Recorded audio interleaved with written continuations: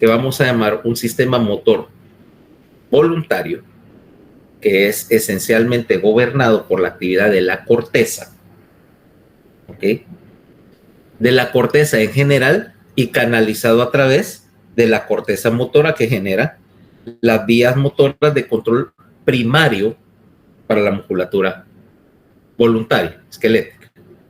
Y un sistema motor involuntario que tiene varios componentes y maneja los ajustes o los auxiliares al movimiento. Este sistema doble se basa en el principio de que la corteza es esencialmente un órgano para planificar el movimiento, pero no necesariamente tiene el control primario de la ejecución del movimiento. Mientras que los sistemas auxiliares son capaces de manejar los detalles o las correcciones a la actividad motora, pero no tienen real capacidad de planificación. Y estos sistemas motores antiguos representan el remanente de lo que originalmente eran los sistemas motores en especies inferiores, donde la corteza todavía no había agarrado prominencia en la actividad motora. O sea, nosotros vamos a ver una jerarquía aquí. Una jerarquía que es tanto desde el punto de vista de control como desde el punto de vista de evolución en un sentido filogenético. Y empezaba porque originalmente en un sistema neural tubular, antes de que se desarrollara el encéfalo, cada segmento controlaba una parte de la musculatura. O sea, estamos hablando antes de los peces, o sea, el ancestro de los peces, que sabes que era algo así parecido a un pez, pero todavía sin ojos ni nada, algo que parecía como una lengua de tejido ahí móvil. Entonces todavía quedaba mucho de la organización segmentaria en el tubo neural de esa época, y la médula, que era la porción caudal donde estaba conectado casi todo lo de musculatura. Entonces empezó a organizar una serie de reflejos segmentarios que controlaban la musculatura local y un poco de actividad que pasaba de un segmento a otro para relativamente coordinar la actividad motora bien simple. Después, ya en la época de los vertebrados, tenés que el primer sistema motor era un sistema de tallo. Y aquí tenemos entonces que se integran al control motor. Tenemos unos reflejos que son puramente, ¿cómo se llama? Integrados en la médula, o sea, los reflejos idiomedulares, que ahí vamos a incluir el reflejo de estiramiento muscular, el reflejo extensor cruzado y el reflejo y parte, porque Guyton tiene ahí lo que yo considero una falla conceptual. Parte de los reflejos de marcha. En particular, ellos mencionan el reflejo cruzado de marcha como un reflejo medular, y no lo es del todo. ¿Okay? El reflejo de rascado también entra ahí entre los medulares. De ahí, cuando entró el tallo a funcionar, entonces el tallo capta información tanto de la médula, de las vías sensitivas, como ya en ese momento ya aparece, por ejemplo, el aparato vestibular, ya se integran vías propioceptivas que controlan el tallo, y entran los núcleos motores del tallo, en particular el complejo de los núcleos olivares, a integrar los reflejos más complicados. Entonces tenés ahora los reflejos de tallo, reflejo antigravitatorio, el reflejo de enderezamiento vestibular, y los reflejos de marcha y de patrón cruzado para la movilización. ¿Okay? Estos reflejos no desaparecen en el humano, sino que sencillamente pasan a tener un papel secundario. Ahora viene la idea de que la corteza más arriba va a poder auxiliarse de estos reflejos para automatizar algunas de las tareas. ¿Okay?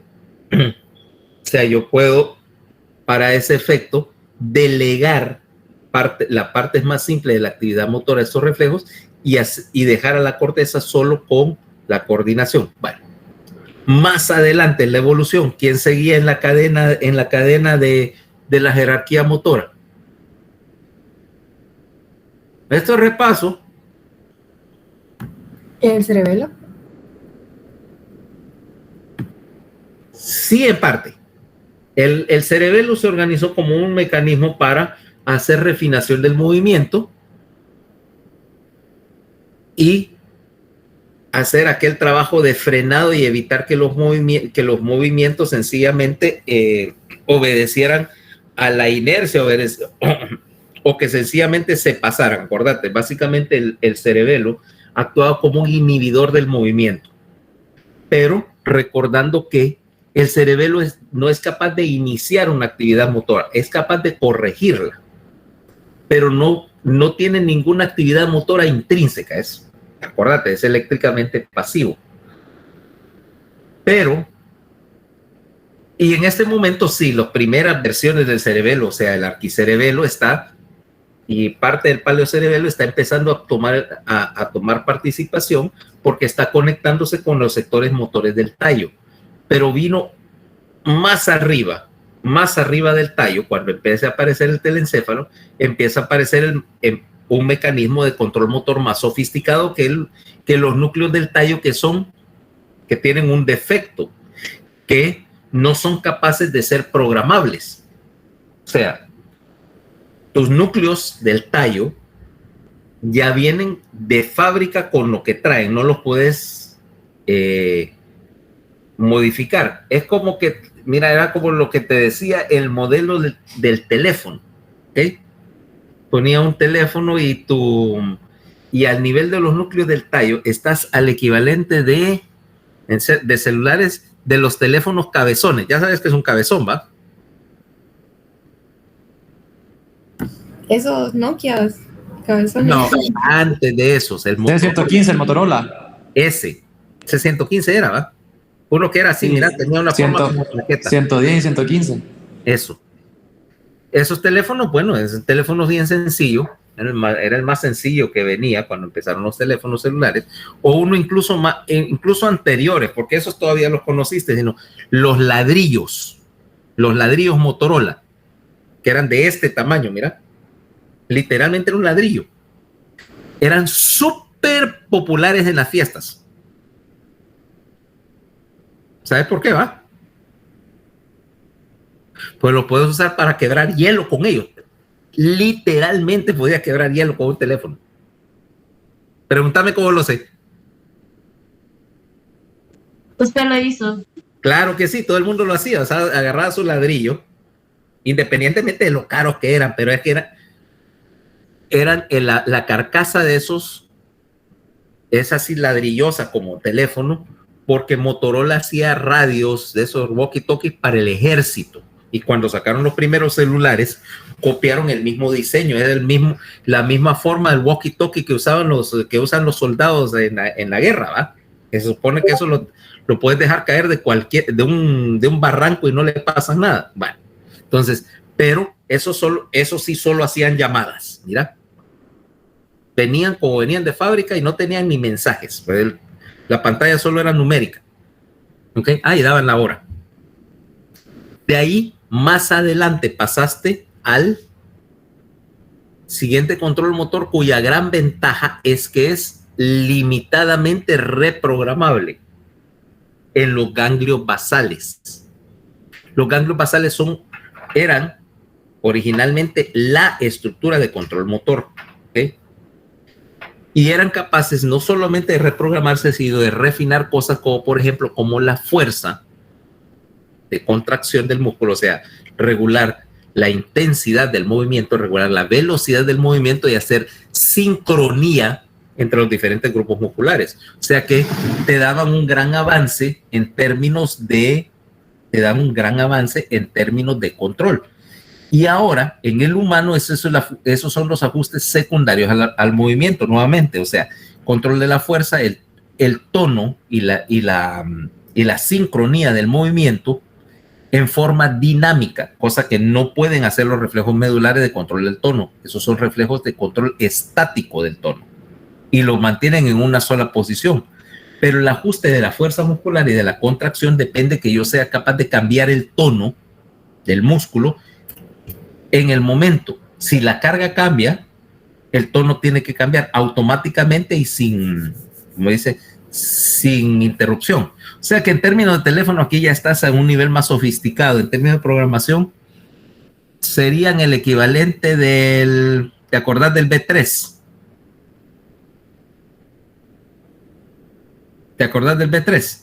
Yo tengo uno ahí que no funciona. Sí, son de malísima calidad, no duran nada. Ahora, el estilo siempre me gustó. El estilo, o sea, porque era un teléfono bonito, compacto. Lo que pasa es que sí, no eran confiables y botaban llamadas como loco. Yo tuve dos. Los dos volaron por la ventana del segundo piso. Porque imagínate, por estar jodiendo con una llamada, perdés un caso. Mierda. Y te ibas a comprar más sencillo, pero más confiable, un cucaracha Nokia de esos que resisten hasta el apocalipsis, ¿va? Todavía tengo un Nokia ahí, la batería ya no sirve y el cargador tampoco, pero el teléfono en sí, imagínate que fue por un tiempo, fue el teléfono de mi hijo. Emilio lo único que pudo hacer es agrietarle el plástico aquí de la pantalla, está buena, pero aquí que logró agrietarle el vidrio. O sea, de hecho, prueba de la resistencia, que este no lo puedo destruir, y prueba de que el otro es manos de trapo, de tal manera que es la primera persona que he visto que quiebra un Nokia. Ok. Y después de eso es que cae como último nivel y más reciente la corteza. La corteza que, como decíamos, es muy buena para organizar el movimiento, pero no se ocupa de todos esos detalles que acabamos de mencionar, porque esos son gobernados por arcos reflejos. O sea que los dos sistemas motores van a trabajar en sincronía, y van a trabajar interdependientes el uno del otro. Ahora, el principio número 1, principio número 2. En general, cuando vos tenés una cascada de estas, el sector que está más arriba jerárquicamente en el control motor siempre está haciendo inhibición sobre el sector que está más abajo. O sea que vas a tener acá un mecanismo en el cual la corteza inhibe a todos los demás. E impone sus patrones de movimiento. Para que los ganglios basales puedan trabajar, la corteza lo que hace es periódicamente libera la inhibición de los ganglios basales. ¿Okay? Los ganglios basales, a su vez, junto con el cerebelo, inhiben a la médula. Ahora, esto me permite dos cosas. Uno, es el mecanismo más fácil de control porque como hay una jerarquía, no hay competencia, los sectores motores no están compitiendo entre sí por el control del asta gris ventral. Dos, me permite lo que llamamos degradación. Quiere decir que cuando la corteza deja de funcionar, la actividad motora no se paraliza, no se interrumpe, sino que sencillamente se degrada. No habiendo corteza para llevar el control motor, entonces el siguiente punto en la cadena, que son los ganglios basales, puede tomar el control. Si los ganglios basales no toman el control, entonces los núcleos del tallo lo harán y así degradándose hasta que eventualmente vas a tener que en el extremo, de la degradación o cuando interrumpís la conexión, por supuesto, la médula va a poder tomar el control con actividad motora muy simple, pero la actividad no es de cero. ¿Okay? Entonces, eso le toma un tiempo. La médula, si yo desconecto la corteza inmediatamente, no va a empezar a trabajar solita, sino hasta pasado un periodo de tiempo, y en cuyo caso decimos que esa médula está liberada. Aquí cuando hablo entonces de liberación, quiere decir que le quité la inhibición de arriba y está trabajando sola en ausencia de un control superior. Doctor, ¿eso pasaría en las personas con muerte cerebral? Sí, tenés algunos reflejos medulares limitados en los pacientes con muerte cerebral. Mira, de hecho, lo que sucede es que para liberar la médula y para que tengas reflejos idiomedulares puros, se necesita de 2 a 3 semanas para que la médula se libere. La inmensa mayoría de pacientes con muerte cerebral no sobrevive tanto tiempo. ¿Okay? Y si vos me vas a decir, no, pero es que yo sé de tal los pacientes, sí, pero esos pacientes que has oído que están no sé cuántos años en muerte cerebral en un ventilador, de hecho son los casos excepcionales, los casos especiales, donde no se les retiró todo el soporte vital, generalmente por una decisión legal. Lo usual es que cuando tenemos un paciente y se confirma la muerte cerebral, hay 2 cosas. Uno, que en algunos lugares donde es legal, sencillamente lo desconectas, o sea, ya no tiene sentido mantenerlo vivo. Excepción hecha de que si el paciente va a ser donante de órganos, que es la principal razón por la cual uno entra y llama al comité de muerte cerebral. Yo estaba en uno de esos cuando estaba en la residencia, o sea que vos venías. Cuba tiene un programa de donación de órganos. Entonces venía un paciente, generalmente el típico paciente donante de órganos es una persona joven y sana que tiene una lesión cerebral irreversible. O sea, vino, por ejemplo, tuvo una hemorragia cerebral masiva, un aneurisma, una malformación vascular, está cerebralmente muerto, y entonces venía así, llamas al comité de neurología, neurocirugía, medicina intensiva, etcétera. El neurofisiólogo también llega a hacer las pruebas para determinar que ese cerebro ya no está funcionando, y entonces a ese paciente lo mantenés vivo, generalmente 24 horas, en lo que preparas el mecanismo de trasplante, o sea, quién va a recibir corazón, hígado, riñones, córneas.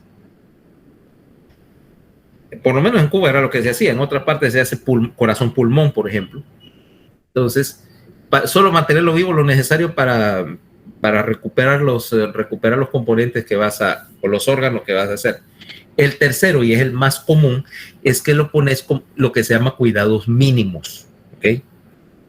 Esos son los pacientes que tal vez veas que desarrollan los reflejos medulares. O sea, le pones parámetros fisiológicos mínimos en el ventilador.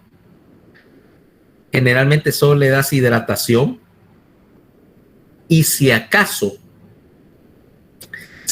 le mantenés una infusión de glucosa, algo así, pero le quitas antibióticos, le quitas medicamentos, le quitas todo, para que generalmente se mueran de una infección o de algo parecido, que no se trata porque ya no tiene sentido, pues no se considera ético mantener en condiciones a alguien que ya no va a salir, ¿verdad? Entonces, si a veces esos pacientes van a decir, bueno, solo póngale un ventilador ahí que esté, póngale una solución ahí de electrolitos y glucosa para que no se muera de hipoglicemia, y a veces sorprendentemente están semanas, esos te hacen reflejos medulares. ¿Ok? La mejor manera de ver un reflejo idiomedular es un paciente, por ejemplo, que tuvo una lesión medular alta y desconectaste toda la médula, básicamente. O sea, tuviste, por ejemplo, una sección de la médula cervical por un accidente, y entonces de aquí para abajo, eventualmente toda la médula está liberada, pero no tiene conexión con el encéfalo, y empieza a desarrollar sus reflejos propios. Ahí es donde vamos a tener los reflejos patológicos, cosas como el reflejo de Babinski, el clonus medular, el reflejo en masa, ¿ok? Porque esos son reflejos que básicamente son integrados en la médula, que estaban detenidos, pero ahora pudieron integrarse y ejecutarse sin ninguna interferencia de ahí arriba. ¿Ok? Entonces, si vas a ver reflejo medular, como te digo, busca un lesionado medular más que una muerte cerebral. ¿Ok? Porque es más que nada porque es más fácil de hallar. Ok, ahora, quiere decir que la única excepción a toda esta jerarquía es el cerebelo, porque el cerebelo es incapaz de iniciar nada, o sea que no entra en la cadena de degradación porque está a un lado, sencillamente está procesando señal que llega de cualquiera de los sectores motores, porque tiene conexiones que vienen de la médula, tiene conexiones que vienen del tallo y tiene conexiones obviamente que vienen de la corteza. Puede modular cualquiera de esos. Y obviamente todos los sistemas no voluntarios, perdón, involuntarios sería otra cosa, no voluntarios, tienen un punto de convergencia que es en el núcleo rojo, y del núcleo rojo para controlar el hasta gris ventral. Ok, entonces aquí nos vamos a quedar. Mañana vamos a seguir con el resto de la integración de los reflejos, que es relativamente breve. Perdón, el lunes. Horrible, el lunes. ¿El examen cuándo estaba? Para el viernes, ¿va? Sí, para el viernes 25. Ok, entonces el jueves vamos a hacer, el lunes yo voy a hablar con el doctor Chacón para ver lo de si se hace en físico, y les voy a comentar, así tendrían toda la semana para que quien se tuviera que desplazar, y voy a asignar los temas del examen, que de por sí son bastantes. Ok. Ok, doctor. Gracias. Bye. Ok, bueno, ok. Bye, nos vemos el lunes.